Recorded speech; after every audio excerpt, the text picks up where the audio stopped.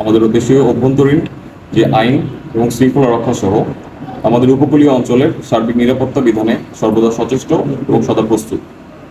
এছাড়াও আমাদের বাংলাদেশ কোস্টগার্ড পশ্চিম জোন হতে আমাদের বেশ কিছু লাইটার জাহাজ সমূহ এবং লাইটার জাহাজ সমূহ চুরি, ডাকাতি কিংবা যে কোনো ধরনের অপ্রীতিকর ঘটনা প্রতিরোধে আমরা সর্বদা সোচ্চার। এমত অবস্থায় দেশের বর্তমান চলমান যে পরিস্থিতি রয়েছে এর বিরুদ্ধে আমরা বিভিন্ন ব্যবস্থাপনা গ্রহণের মাধ্যমে এবং পদক্ষেপের মাধ্যমে আমরা সর্বদা প্রতিহত করতে আমরা সর্বদা প্রস্তুত এবং সচেষ্ট।